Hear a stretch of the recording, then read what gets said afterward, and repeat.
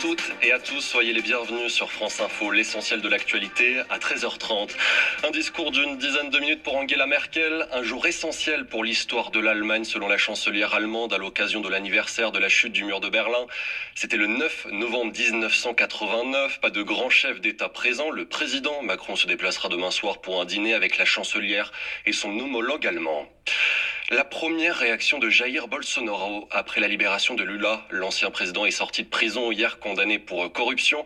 Sur le réseau social Twitter, l'actuel chef d'État demande aux Brésiliens de ne pas donner de munitions, je cite, à cette canaille.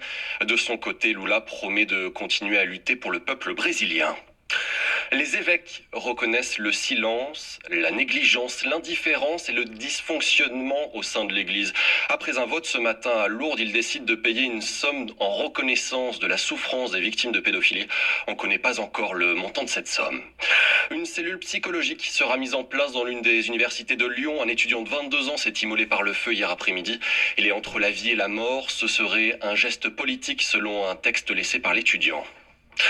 Une grande marche contre le mal logement à Marseille cet après-midi. Un an après la catastrophe de la rue d'Aubagne et la mort de 8 habitants dans l'effondrement de 2 immeubles, les manifestants dénoncent l'absence de réponse de l'État et de la mairie. Le retrait des troupes et des armées a commencé en Ukraine ce matin sur la ligne de front dans l'est du pays où s'affrontent des soldats ukrainiens et des séparatistes pro-russes. Cette opération est censée permettre un sommet pour la paix avec Moscou. 3 morts, des dizaines de blessés et 150 maisons brûlées. Des feux de brousse ravagent l'est de l'Australie. Encore ce midi, le long de la côte, c'est du jamais vu selon des pompiers sur place. Pour tenter de creuser les corps avec ses concurrents, le leader de la Ligue 1 se déplace à Brest à 17h30. Le leader de la Ligue 1, c'est Paris. L'attaquant parisien Kylian Mbappé sera absent. Par précaution, il ressent une gêne aux adducteurs.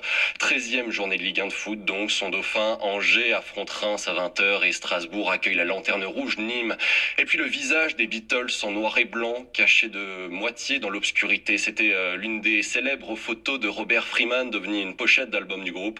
Le photographe emblématique des Beatles est mort. Il avait 82 ans. Vous restez avec nous sur France Info. L'actualité continue.